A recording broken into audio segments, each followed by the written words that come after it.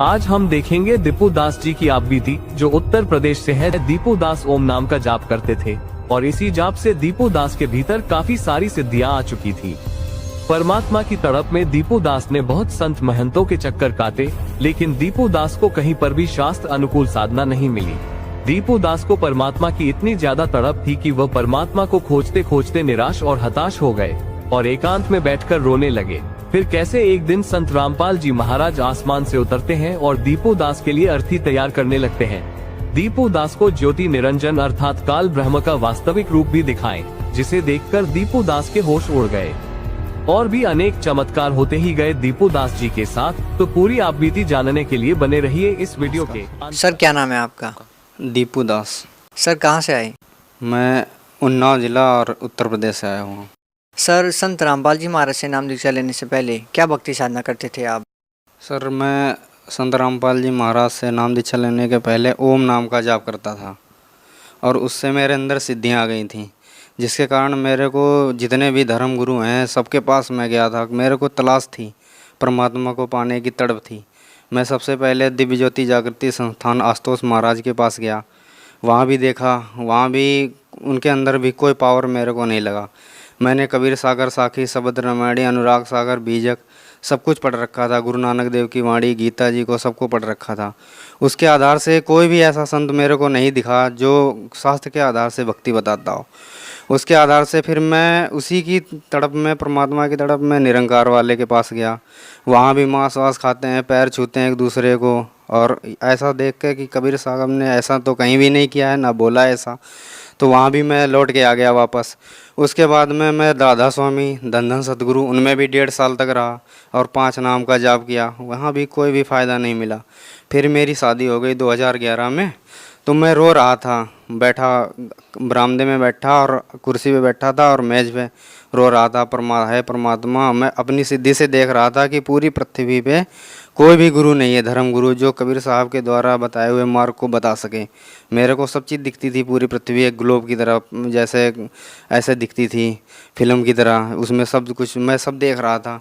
मेरे को ऐसे ही अचानक मैं रो रहा था, तड़प रहा था परमात्मा के लिए। मेरा मनुष्य का जीवन बर्बाद हो जाएगा, शादी भी हो गई, और ऐसा ही सोच रहा था कि कबीर साहब जो गुरु जी हैं अपने संत रामपाल जी महाराज हमारे, वो आसमान में मैं ऊपर की तरफ देखा और मेरे नाते रिश्तेदार 3 दिन हुआ था, वो पल्ली पे ही बैठे थे। जब शादी के तीसरे दिन, मैं ऐसे तीसरे दिन सोच रहा था कि संत रामपाल जी महाराज आसमान से सीधे उतरे, हाथ में कुल्हाड़ी पकड़े थे और मेरे से मैं उनको देखते ही जैसे मैं जड़ हो गया और स्टैचू बन गया और मेरे हाथ पैर शरीर सब बंद गया और आंखें खुली हुई थी और ऐसे बंद गया। फिर मैं देखता हूँ कि वो बोलते हैं मुस्कुरा के मेरे से, दीपू चलो मैं तुम्हें बांस काट के देता हूँ। मैं उनको देख के मैं बोला, मुंह से नहीं बात हो रही थी, मैं बंद गया बिल्कुल जैसे, और वैसे मतलब हृदय से बात हो रही थी। बोले चलो तुम्हें मैं बांस काट के देता हूँ। मैंने कहा यार, मैं जैसे अपने मित्र से बात कर रहा हूँ। उनके शरीर से श्वेत यानी दूध की जैसा प्रकाश निकल रहा था। उनके सभी अंगों से सफ़ेद कुर्ता पजामा पहन रखा था, सफ़ेद शरीर से सारा प्रकाश निकल रहा था। उनकी उपस्थिति में मेरे को दीवाल का कोई पर्दा नहीं था, सारा आर पार दिखाई दे रहा था। वो बोलते हैं कि तू नहीं जाएगा बांस काटने? मैंने कहा मैं नहीं आपके साथ जाऊंगा, आपको मैं नहीं जानता हूं। उनके आने से मेरे को डर वर सब भग गया था, आनंद आ रहा था, प्रफुल्लता थी, मन में उल्लास था। और वो जा रहे थे, बांस काट के लाए और वो अर्थी बना रहे थे मेरे घर के पीछे में। मैं बोला ये क्या कर रहे हो आप? तो वो बोले देखते रहो। मैंने उनसे हंस के कहा कि अच्छा, वो दादी बीमार है ना प्रमोद की, हमारे मोहल्ले में, इसीलिए उनको ले जाने के लिए आए हो आप? चलो ले जाओ, वो अंधी है बेचारी को बहुत दुख है, दिखाई भी नहीं देता है, ले जाओ उनको। तो वो गुरुजी हंस के बोलने लगे, संत रामपाल जी महाराज कहने लगे नहीं, उनका नंबर नहीं है, अब तुम्हारा नंबर है। मैं बोला नहीं, मैं अभी नहीं जाऊंगा, अभी माँ बाप की सेवा भी नहीं की है और ना ही अभी मेरी तो 3 दिन शादी का हुआ है, बाद में आ जाना, ऐसे करने लगा। तो परमात्मा ने मेरे को समझाया, सदगुरु देव जी ने, मेरे संत रामपाल जी ने मेरे को समझाया कि संसार में क्या देख के तू खुश हो रहा है, यहाँ संसार में कोई भी अपना नहीं है, चल तू मेरे साथ में परमात्मा की भक्ति कर। मैं उनको पहले कभी भी जानता भी नहीं था कि ये कौन संत हैं, कहाँ रहते हैं, उनके बारे में मेरे को कुछ भी जानकारी नहीं थी। उसके बाद में संत रामपाल जी महाराज से मैंने प्रश्न किया कि आप क्या काल के दूत हो? बोले नहीं, क्योंकि मैंने कबीर सागर ये सब पढ़ा था, उसी के आधार से मैंने बोला कि आपके काल के दूत हो? बोले नहीं, मैं काल का दूत नहीं हूँ। फिर उन्होंने समझाया, मेरे को बहुत दिखाया। फिर बोले काल देखेगा कैसा होता है, मैंने कहा हाँ देखूंगा। उनकी जो आकृति होती है वो इनविजिबल होती है, तुरंत ही जैसे एक बहुत बड़ा तालाब जैसा होता है, उसमें से कचड़ा खून खच्चड़ ऐसे भरा भरा पड़ा रहता है, उसमें से एक बहुत भयंकर आकृति निकल के आती है सामने। अब वो आकृति जैसे चपटा मुंह का है, और चपटे मुंह का है, उसके पूरे शरीर से जैसे कोई घाव वाव जैसा फोड़ा फट जाता है ऐसे था, पूरे शरीर में उसके घाव था। और वो सड़ा हुआ था बिल्कुल कतई, उसको गंध आ रही थी, बदबू आ रही थी। और वो मेरे को पकड़ लिया उसने पंजे में, और मैं झटपटाने लगा, रोने लगा कि है, पर मम्मी पापा जितने भी बाहर बैठे थे बचाओ बचाओ बचाओ, कोई भी मेरी तरफ नहीं देख रहा था। उसके बाद मैं उनसे जब कह लिया कि नहीं बचा रहे हैं, मैं आंसुओं की धार थी, कोई भी मेरी तरफ देख नहीं रहा था, और मेरे को दबा रहा था, वो हड्डियां चटक रही थी, आंसुओं की धार बंधी हुई थी। तभी मैंने कहा, जितने भी भाई हमारे बुआ मामा फुप्पा लगते थे सबसे कह लिया, मगर किसी ने मेरी तरफ ध्यान नहीं दिया। तभी तक मैंने देखा कि वो जिससे मैं कह रहा हूँ बचाओ बचाओ, पूरे गांव वालों को, उसका इतना बड़ा पंजा है, उसमें सबको पकड़ रखा है खाने के लिए। तब मेरे को परमात्मा, मैंने साखियाँ आँखियाँ सब पढ़ी थी, तब मेरे को वो श्लोक याद आ गया कि कबीर साहब कहते हैं कि झूठे सुख को सुख कहे मान रहा मन मोद, जगत चबेना काल का कुछ मुख में कुछ गोद। उसके बाद में फिर मेरे अंदर एक दिन ऐसा ही और हुआ कि एक बार एक कबीर साहब के रूप में एक बहुत बड़ा सा यानी देव कोई आया फरिश्ता, उसको मैं ऐसे ही कहूँगा फरिश्ता, क्योंकि कबीर साहब ही थे वो। उन्होंने कहा कि तुम परमात्मा को देखोगे। मैं बहुत ढूंढता था ऐसे, मैंने कहा हाँ देखूँगा। तो उन्होंने क्या किया, मेरे पेट पे हाथ फेर दिया ऐसे, जैसे पेट पे हाथ फेरा, जैसे टीवी में नहीं वो आते हैं चित्र ये सब, ऐसे मेरे को पूरा जितना भी नदियाँ झरना पहाड़ पोखर पूरी पृथ्वी सब दिखाई देने लगा। सारे देश जितने भी जीव जंतु पृथ्वी वैसा सब कुछ दिखाई दिया, नदियाँ झरना बर्फ़ से ढकी हुई पहाड़ियाँ सब कुछ दिखाई दिया। उसके बाद मैं देख रहा हूँ एक पृथ्वी से भी बढ़कर बड़ा एक सरोवर जैसा है, उसमें निर्मल जल भरा हुआ है, उसमें काले काले पक्षी हैं, वो उसमें आते हैं डुबकी लगाते हैं और सफ़ेद बन जाते हैं, और एक प्रकाश का जैसा पुंज है बहुत बड़ा, और उसमें समा जाते हैं। उसके आगे मेरे को नहीं दिखाई दे रहा था। अब वो चीज़ जब हो जाती है, फिर वो प्रकाश का पुंज जैसा बन के मेरे अंदर समा जाते हैं, बोलते हैं बेटा अब तू मुझे ढूंढ लेना। उन्हीं की खोज में मैं इधर उधर भटकता रहा। एक बार और क्या हुआ, मैं फिर परमात्मा ने मेरे को ऐसा कर दिया कि मेरे को अपने आप ही साखी शबद रामायणी बीजक अनुराग सागर गीता वेद ये सारे सबका सार आने लगा, अपने आप ही मेरे को आने लगा अपने अंदर ही। मैं जो भी बोलता अपने आप ही पता नहीं कहाँ से 4-4 6-6 घंटा श्लोक बोलता रहता, वाणियाँ बोलता रहता, मेरे को खुद नहीं पता होता कि मैं क्या कह रहा हूँ।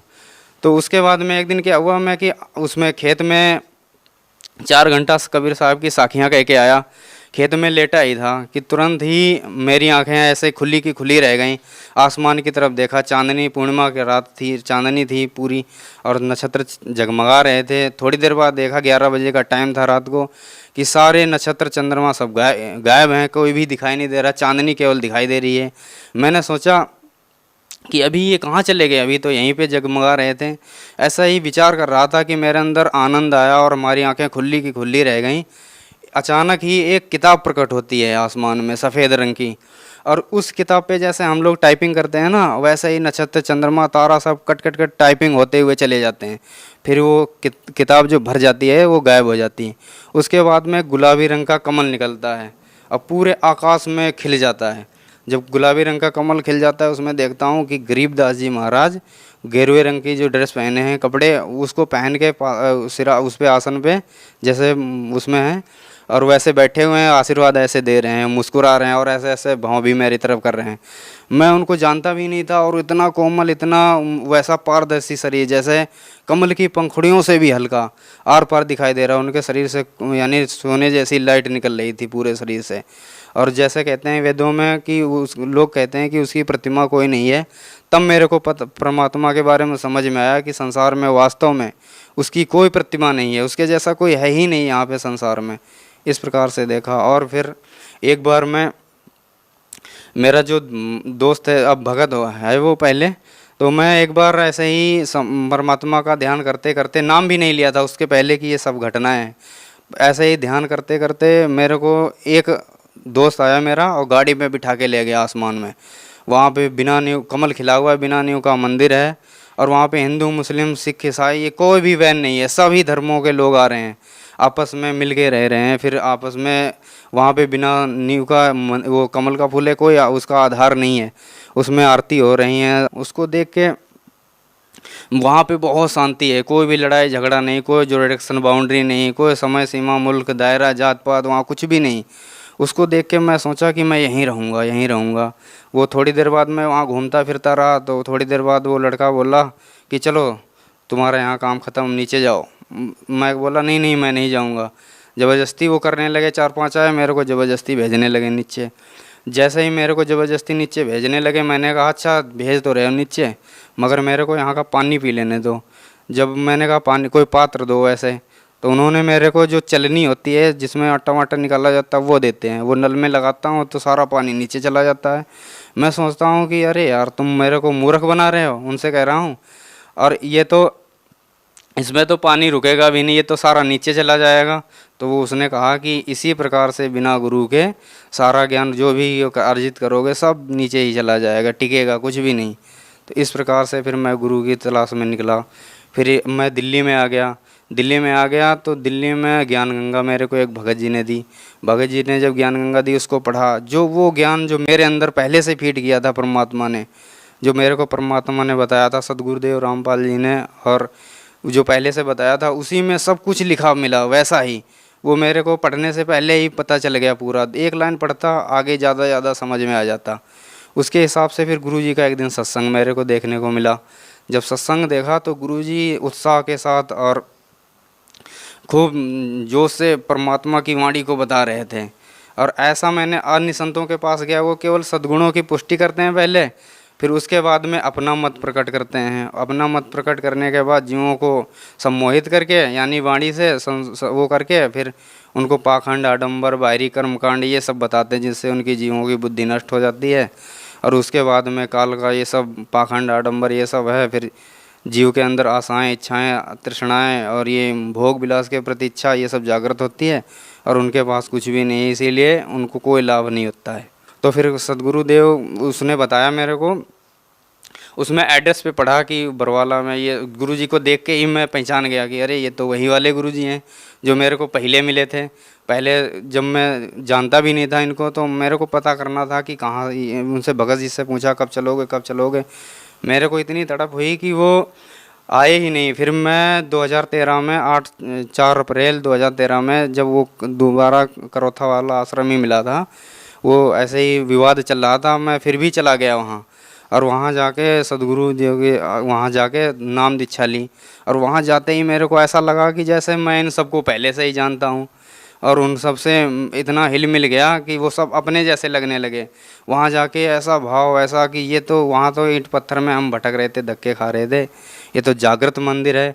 सब जितने भी थे वो हम ईंट पत्थर के देवता बनाए हुए थे, यहाँ तो सारे देवता ही देवता हैं। उनसे मिलकर मेरे को बहुत खुशी हुई। कोई भी बुराई नहीं, कोई नशा नहीं करते, कोई भी उनके अंदर बुराइयां नहीं है। नशा और ये जितनी भी दारू, गांजा, भांग, तंबाकू ये कुछ भी नहीं करते। और उन्हीं वही फिर परमात्मा से नाम दीक्षा ली वहाँ पे, और नाम दीक्षा से फिर भक्ति स्टार्ट की परमात्मा की। सर, आपने लगभग हिंदुस्तान के सभी प्रसिद्ध धर्मगुरुओं से, उन पंथों से जुड़े, उनसे आपने नाम दीक्षा ली, उनसे आपको कोई संतुष्टि नहीं हुई। सर, संत रामपाल जी महाराज से नाम दीक्षा लेने के बाद आपको संतुष्टि हुई। संत रामपाल जी महाराज ने आपको ऐसी क्या बातें बताई जिससे आपको संतुष्टि हुई और अन्य धर्मगुरुओं से वो बातें आपको सुनने को नहीं मिली? सर जी, ऐसा हुआ था, मैं पहले इससे पहले राधा स्वामी में था। राधा स्वामी में 5 नाम देते थे। उस नाम से क्या हो रहा था कि मैं उसका जाप करता था, 1.5 घंटे 2 घंटे करता था, 2.5 घंटे करता था, जिसके कारण जो मेरा मन है वो शांत नहीं हो रहा था। मेरे अंदर हजारों प्रश्न थे कि परमात्मा कैसा है, कहाँ है, ऐसे। और उसमें क्या है कि वो बता रहे थे कि परमात्मा ज्योति है, और निराकार भी बताते परमात्मा ज्योति और नाद के रूप में सब कण कण में विद्यमान है। और वहाँ निराकार ही निराकार है, चेतनता ही चेतन है, निराकार है परमात्मा। वहाँ बूंद ऐसे समा जाती है जैसे समंदर में पानी की बूंद, और मोक्ष हो जाता है। मगर जब मैंने परमात्मा की वाणी पढ़ी थी तो उसमें कबीर सागर में लिखा था परमात्मा सा शरीर है, और उसके एक रोमकूप में अरबों खरबों सूर्यों का प्रकाश है अकह लोक में। और वहाँ जो आत्माएँ चली जाती हैं वह उनके शरीर के अंदर 16 सूर्य चंद्रमा की मिली जुली रोशनी, ऐसी रोशनी है उनके अंदर जिसमें वो जलन गर्मी ना हो, ऐसी रोशनी है। तो उसी आधार से मैं उसमें शांति नहीं मिल रही थी। मैं ढूंढ रहा था कि ऐसा कौन सा गुरु मिले। जब मैं गुरु जी के पास आया तो मेरे अंदर जो विकार थे वो धीरे धीरे 3 स्थिति में नाम देते हैं, क्योंकि संत रामपाल जी महाराज हैं, वो गीता जी में जैसे लिखा हुआ है 17वें अध्याय के 23 मंत्र में, ओम तत्सत इति निर्देशाय त्रिविद्या। तो 3 विधि हैं परमात्मा को, सच्चे परमात्मा को पाने के लिए।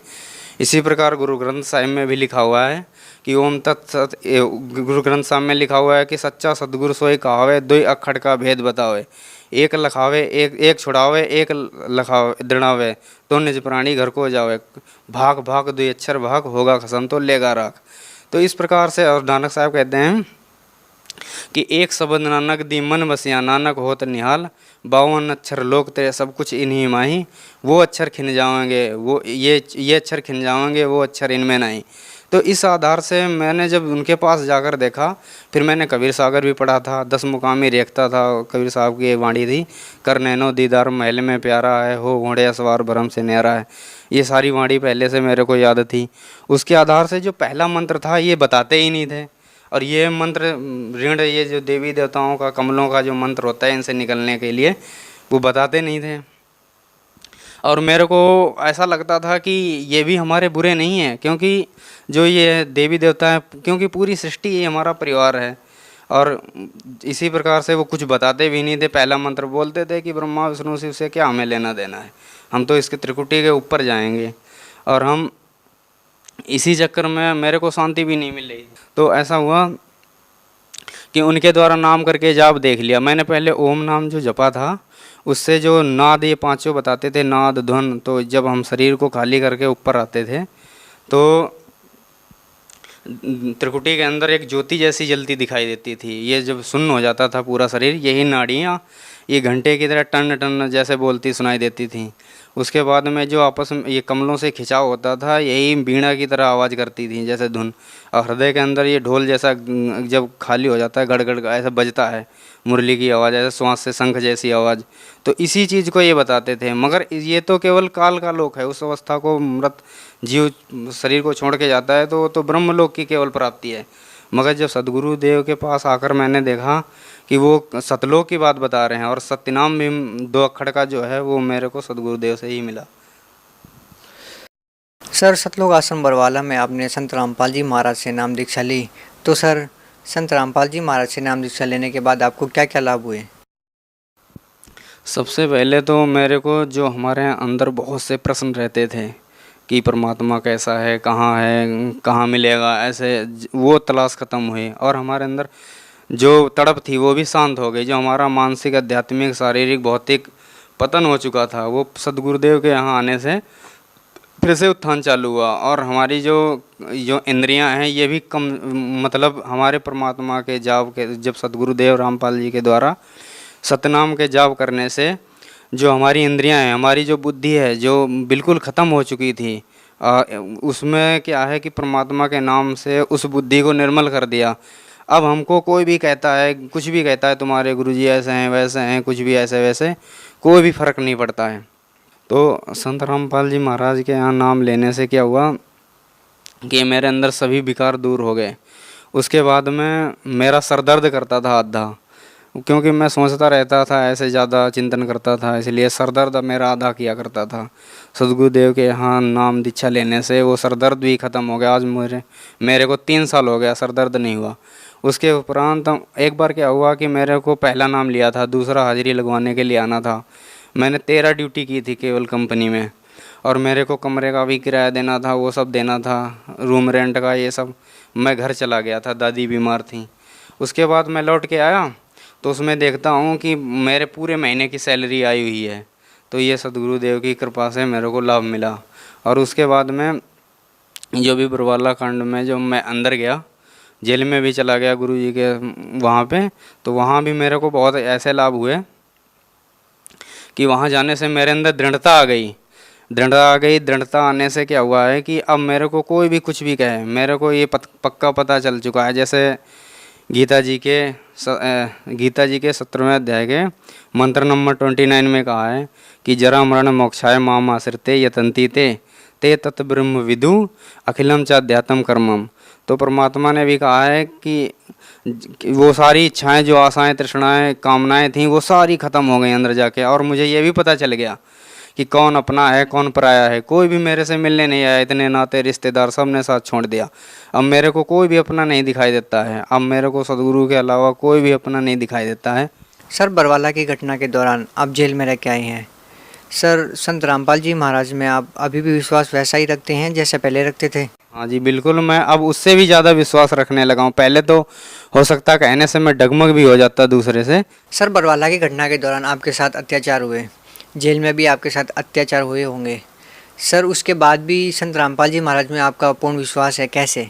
ये ऐसा है कि संत रामपाल जी महाराज हैं जो वो शास्त्रों के अनुसार से भक्ति बताते हैं, और हमने सारे प्रमाणों को, हम आज शिक्षित हैं, सब शास्त्रों को पढ़ के उनके चरणों में, उनके शरण में गए थे, उनसे नाम दीक्षा ली।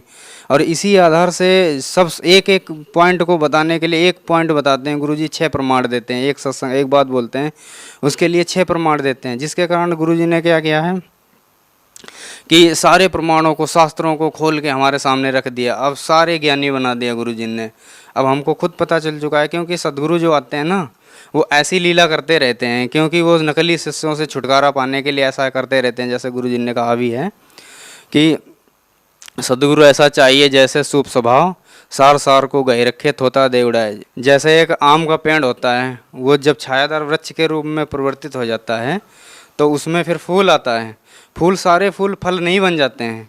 उसको फल बनने के लिए उसमें गर्म सर्द हवाएं भी चलती हैं, गर्मियों का मौसम होता है बहुत, और उसमें जिन सब फूल झड़ जाता है, वही टिक पाता है, फल के रूप में परिवर्तित हो पाता है, जिसकी पकड़ मजबूत होती है।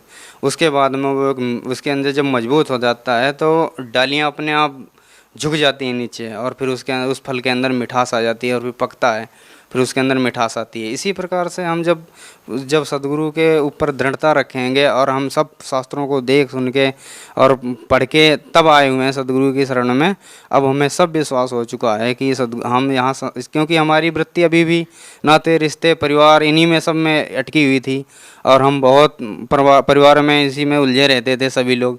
अब जब जेल के अंदर चले गए तो हमें ये पता चल गया है कि संसार में कोई अपना नहीं है, और हम अकेले हैं, इस संसार में अकेले आए हैं, अकेले ही जाएंगे। इसीलिए अब हमें कोई चिंता नहीं है। अब हमें ये पक्का विश्वास हो चुका है कि अब हमारा मोक्ष पक्का हो चुका है। सर, जो लोग संत रामपाल जी महाराज से जुड़ना चाहते हैं, वो संत रामपाल जी महाराज से कैसे जुड़ सकते हैं? अब साधना चैनल पे सदगुरु रामपाल जी का सत्संग आता है 7:40 से 8:40 तक, उस पर आता है। उसमें जो अंडरलाइन नीचे लिखा हुआ आता है, उसको जो उनसे जुड़ना चाहते हैं वो अपने उसमें नोट करें। और उनके जगह जगह पे वो ब्रांचें खुल चुकी हैं, जगह जगह पे अपने नज़दीकी उस भगत से संपर्क करके और वहाँ पे जाएं, और नाम दीक्षा लेके अपना मनुष्य जीवन का प्रथम जो उद्देश्य है वो कल्याण करवाएं अपना मानव जीवन का, और सत्यलोक में चलें भक्ति करके। सर, उन श्रद्धालुओं को नाम दीक्षा तो मिल जाएगी, लेकिन सर संत रामपाल जी महाराज का आशीर्वाद कैसे मिलेगा? सर, संत रामपाल जी महाराज के आशीर्वाद से तो ठीक होते हैं, तो क्या सर संत रामपाल जी महाराज की नाम दीक्षा से भी श्रद्धालु ठीक होते हैं? ऐसा है, जो नाम है ना, वो सदगुरु देव जी का जो नूरी शरीर जो गुरु होता है वो कोई शरीर नहीं होता है, गुरु शब्द होता है। तो इस प्रकार से जो परमात्मा है, जैसा नहीं शब्द रूप में सारी जगह में है परमात्मा, जो सदगुरु देव हैं वो हर जगह पे हैं जी। ऐसी कोई भी जगह नहीं है जहाँ वो नहीं है। इसलिए इस चीज़ की ना चिंता करके नाम लें, उन्हीं के द्वारा बताए हुए मार्ग उन्होंने ही आदेश दे रखा है, और उनका आशीर्वाद सबके साथ में है। और वहाँ पे नाम जाके उनको वो सारे लाभ मिलेंगे जो पहले मिलते थे, जिनके द्वारा वो शब्द रूप में सब जगह विराजमान है, सर्वत्र वो हैं वहाँ पे, क्योंकि परमात्मा शब्द स्वरूप ही है। सर, संत रामपाल जी महाराज किस धर्म को श्रेष्ठ मानते हैं? सर, हिंदू धर्म को, मुस्लिम धर्म को, सिख या ईसाई धर्म को? सर, संत रामपाल जी महाराज समाज को किस धर्म की ओर लेके जाना चाहते हैं? सर, इसमें यह है कि हमारे गुरुदेव जी ये बताते हैं कि हम हिंदू, मुस्लिम, सिख, ईसाई, बौद्ध, जैन, संगम, जेवड़ा, दरवेश, ब्राह्मण होने से पहले हम एक इंसान भी हैं। तो उन सब चीज़ें तो बाद में आती हैं। हमारे गुरु जी कहते हैं जीव हमारी जाति है, मानव धर्म हमारा हिंदू मुस्लिम सिख ईसाई धर्म नहीं कोई न्यारा। वो सच्चे मानवता की, सच्चे समाज की नींव रखना चाहते हैं और वो समाज से बुराइयों को दूर करना चाहते हैं। सभी के अंदर सोए हुए देव तत्व को जगाने के लिए वो आए हुए हैं और ऐसा वो कर भी रहे हैं। सर, यहाँ पे एक हैरान करने वाली बात देखने को मिलती है कि बरवाला की घटना के बाद भी संत रामपाल जी महाराज जी के समर्थकों की संख्या दिन ब दिन बढ़ती जा रही है, दुगनी होती जा रही है। सर, क्या कारण है इसका? वो ऐसा है क्योंकि आज सब शिक्षित समाज हैं। अब हम लोगों का ध्यान बांटने के, पब्लिक का ध्यान बांटने के लिए लोगों ने मीडिया के द्वारा ऐसा वैसा है, वहाँ फलाना धमाका, वहाँ कुछ भी नहीं मिला और जनता को बरगलाया। मगर आज साथ सभी लोग पढ़े लिखे हैं और उनके सत्संग भी सभी ने सुन रखा है। एक ना एक दूसरे से सभी जुड़े हुए हैं। उसके आधार से उन्होंने तर्क शास्त्र के द्वारा और उसमें शास्त्रों के आधार से उन्होंने सारा कुछ देख के, और उन्हें अब पता चल चुका है पूरे समाज को ये एक षड्यंत्र था, साजिश थी उनको फंसाने के लिए, क्योंकि उनके 1-1.5 लाख हर महीने में शिष्य नए जुड़ने लगे थे। इसीलिए उनका ध्यान बांटने के लिए ये करवाया गया कांड, ये सब पूरा शासन प्रशासन। सर, यदि कोई श्रद्धालु ज्ञान गंगा पुस्तक को लेना चाहते हैं तो सर वो कितने पैसों में मिलेगी और कैसे मिलेगी? जो साधना चैनल है ना, उस पर लिखे हुए नंबरों पे संपर्क करें और अपने घर में ही बैठे मैडम मंगवा लें। सर, भगत समाज को क्या कहना चाहेंगे? भगत समाज से हम यही कहना चाहते हैं कि जो शास्त्र विरुद्ध साधनाएं हैं जितनी भी, जैसे हमारे गीता जी में मना कर रखा है 7वें अध्याय के 20 में कि जिनकी बुद्धि माया के द्वारा चुरा ली जा चुकी है, वो अन्य देवी देवताओं की पूजा करते हैं। तो इसी प्रकार से अब हम उस चीज़ को ना समझ के अब सदगुरुदेव संत रामपाल जी महाराज जो परमात्मा स्वरूप हैं, कबीर देव के अवतार माने जाते हैं, वही हैं, और उनकी शरण में आए और शास्त्र के अनुसार भक्ति करें और अपना कल्याण कराएं और मोक्ष करवाएं। सर, यहाँ में एक और बात देखने को मिलती है कि संत रामपाल जी महाराज जी के शिष्य गीता, वेद, पुराण, बाइबिल सभी धर्मशास्त्रों के बारे में बहुत गहरा ज्ञान रखते हैं, जबकि देखा जाता है कि आज के समाज में जैसे कंप्यूटर युग चल रहा है, सर इस युग में धर्मशास्त्रों के बारे में इतना ध्यान नहीं दिया जाता। लेकिन सर, संत रामपाल जी महाराज जी के शिष्य सभी धर्मों के शास्त्रों के बारे में इतनी गहरी जानकारी रखते हैं। सर, क्या कारण है? ऐसा है, जैसे समुद्र का अध्ययन करना है तो हम लेबोरेटरी में समुद्र को नहीं ला सकते, उसकी कुछ बूंदों के हिला के हम पूरे समुद्र की गुणवत्ता और इसमें क्या क्या गुण है ये सब पता लगा सकते हैं। इसी प्रकार से हमारे जो गुरुजी हैं वो बहुत जल्द सभी शास्त्रों को, गीता जी को, वेदों को, यानी तुलनात्मक तरीके से उसका जो सार निकाल के दे देते हैं। वो जो की है मास्टर ऑफ की, जो पूरे शास्त्रों का ज्ञान, और वो सब सिंपल लैंग्वेज में बताते हैं, जिसके द्वारा उन्हें आसानी से समझ में आ जाता है और वो बहुत जल्दी ही उस ज्ञान से परिपूर्ण हो जाते हैं। सर, बहुत धन्यवाद आपका। ऐसे ही चमत्कारी इंटरव्यू देखने के लिए मेरे चैनल को अभी सब्सक्राइब करें।